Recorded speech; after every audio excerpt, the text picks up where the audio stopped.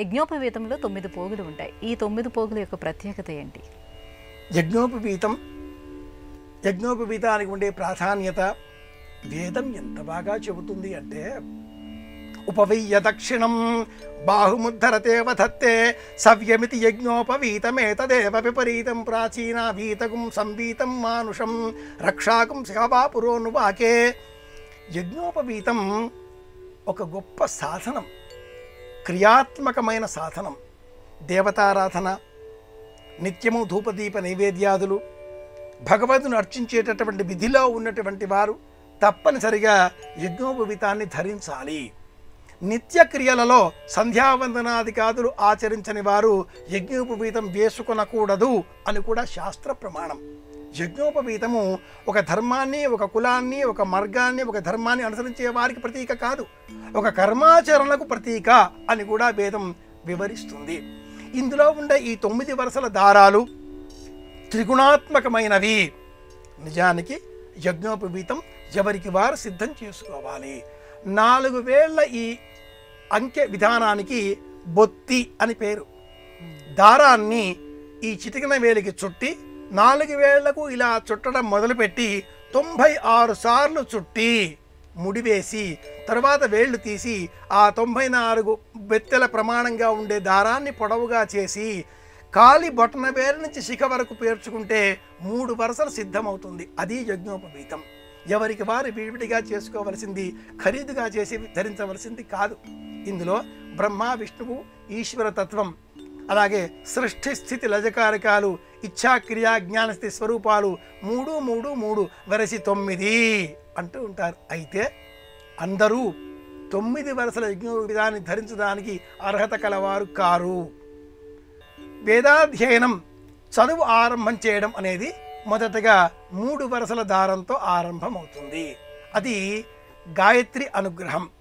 తదుపరి ఇల్లాలు గృహస్థ ధర్మం స్వీకరించే నిమిత్తమై మామగారు 2వ యజ్ఞోపవీతాన్ని ధరింపజేస్తారు. ఆ తదుపరి భుజం పైన కండువా లేకుండా ఉండకూడదు. ఏవైనా అనివార్య కారణాల చేత ఎప్పుడైనా భుజం పైన కండువా ఉండకపోవచ్చు కనుక మరి ఒక యజ్ఞోపవీతం 3 వరుసలది వెరసి 9 వరుసల దారాన్ని భుజం పైన వేసుకుంటూ ఉంటారు. తత్వం తెలిసి ధరిస్తే ప్రయోజనం అందిస్తుంది. లేకపోతే యజ్ఞోపవీతం వీపులో దురద పడితే గోక్కోవడానికి తప్పించి ఇంకెందుకు ఉపయోగపడని కాలం ఈనాటి కాలంలో వచ్చేసింది. ఉపవీయ దక్షిణం బాహుముద్ధరతే వధత్తే సవ్యమితి యజ్ఞోపవీతమేతదేవ. ఇంత వృత్తాంతం ఉంది. చిన్న కథ కూడా చెప్తానమ్మాయి. పూర్వం బ్రహ్మదేవుడు స్వర్గాన్ని సృష్టించి దేవతలకు ఇచ్చేశాడు. ఆ పక్కనే ఉన్న రాక్షసులు మేం కూడా సమాన అధికారులం కదా, మా తండ్రి గారు కూడా కశ్యప ప్రజాపతే కదా, మాకెందుకు ఇవ్వరు అన్నారు. ఆయన ఆ బ్రహ్మదేవుడు మీరు వెళ్ళి తపస్సు చేసిరండి అన్నాడు. వాళ్ళు వెళ్ళి తపస్సు చేసి చేశాం అన్నారు. గురువు లేకుండా చేశారు కదా అన్నాడు. వెళ్ళి భృగు మహర్షిని గురువుగా అంగీకరింపజేసుకొని మంత్రోపదేశం పొంది తపస్సు చేసి మళ్ళీ అడిగారు. యజ్ఞోపవీతాలు లేకుండా చేశారు అన్నాడు. వాళ్ళు వెళ్ళి మళ్ళీ యజ్ఞోపవీతం వేసుకొని తపస్సు చేసి వచ్చి ఏది అన్నారు. యజ్ఞోపవీతాన్ని మీరు అపసవ్యంగా వేసుకున్నారు. సవ్యమితి యజ్ఞోపవీతమేతదేవ విపరీతం.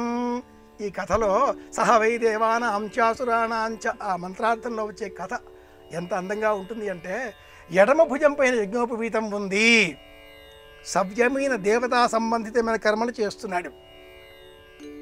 కుడి భుజం మీద యజ్ఞోపవీతం ఉంది, అపసవ్యమైన పైతృక కర్మలు చేస్తున్నాడు. మెడలో హారం వలె యజ్ఞోపవీతం ఉంది, మానుషపరమైన కర్మలు చేస్తున్నాడు అని అర్థం. ఇంతటి అర్థం ఉన్నది కనుకనే ఈ యజ్ఞోపవీతాన్ని సందర్భ సమయాలలో చెవికి చుట్టుకోవడం కూడా చేసేటటువంటి వారు ప్రాచీనులు.